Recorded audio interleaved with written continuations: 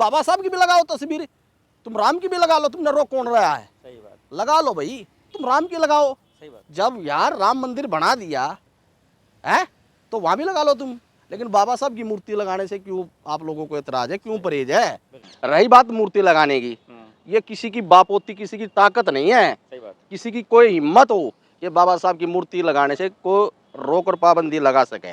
मैं उन मनवादी, उस सोच के व्यक्तियों को ये बताना चाहता हूँ, या तो अपना समय निश्चित तुम तय कर लो, या मैं अपना समय निश्चित मैं खुद तय कर लूँगा।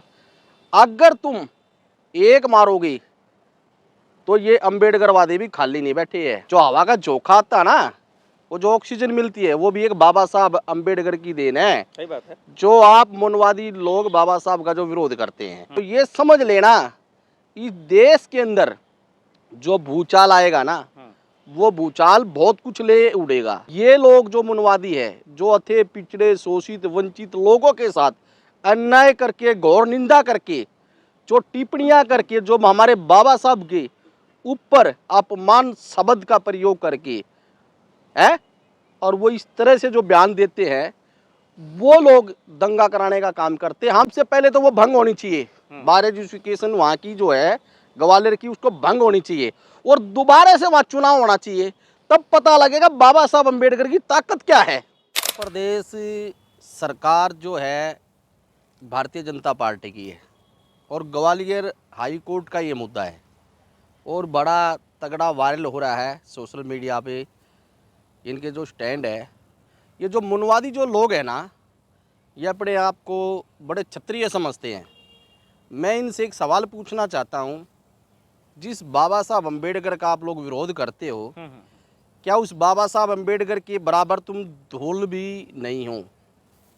जो हवा का झोंका आता ना, वो जो ऑक्सीजन मिलती है, वो भी एक बाबा साहब अम्बेडकर की देन है। सही बात है। जो आप मनवादी लोग बाबा साहब का जो विरोध करते हैं, रही बात मूर्ति लगाने की, ये किसी की बापोती, किसी की ताकत नहीं है, सही बात। किसी की कोई हिम्मत हो कि बाबा साहब की मूर्ति लगाने से कोई रोक और पाबंदी लगा सके।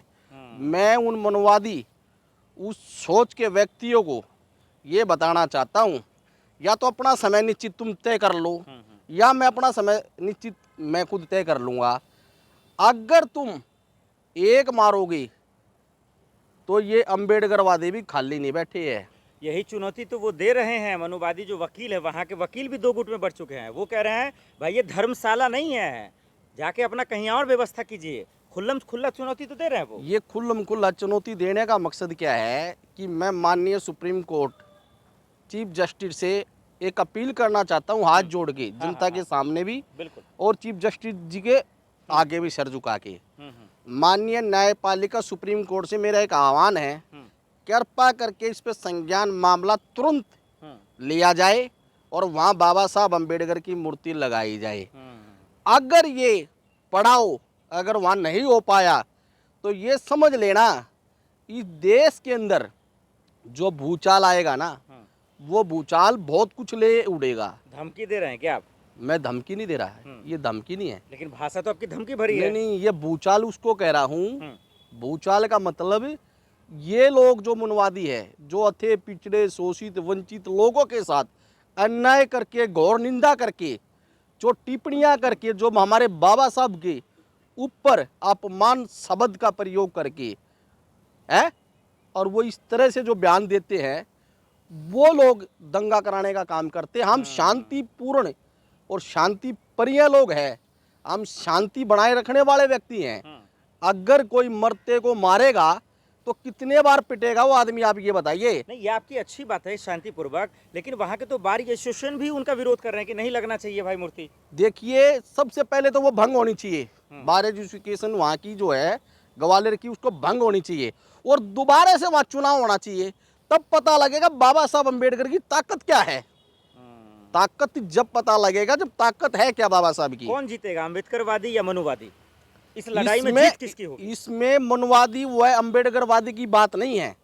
इसमें ठोक के अगर वही पैरा लोग देगा जो सोच का जो धनी होगा, जो बाबा साहब को जानता होगा, जो बाबा साहब के विचारों को पढ़ता होगा, हमेशा वही चुनाव जीतेगा जिसकी विचारधारा और नीयत साफ सुथरी होगी। ये मैं दावे के साथ कह सकता हूँ। वे लोग चुनाव नहीं जीत सकते। मैंने किसी से कोई परहेज नहीं है, ना मैंने जाति विशेष से कोई परहेज है, ना मैंने धर्म से कोई परहेज सही है। बात।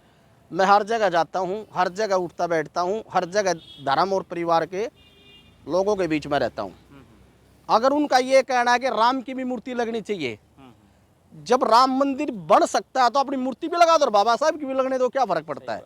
आप लगाओ ना, बिल्कुल सही बात। आप लगाओ भाई, बाबा साहब की भी लगाओ तस्वीर, तुम राम की भी लगा लो, तुमने रोक कौन रहा है? सही बात। लगा लो भाई। चलिए, अगर तुम्हारा यही संशोधन संविधान मानना है, तुम राम की लगाओ। सही बात। जब यार राम मंदिर बना दिया है तो वहां भी लगा लो तुम, लेकिन बाबा साहब की मूर्ति लगाने से क्यों आप लोगों को एतराज है, क्यों परहेज है? बिल्कुल, हमें इसी से कोई परहेज नहीं, आप राम की मूर्ति क्यों नहीं लगाएंगे?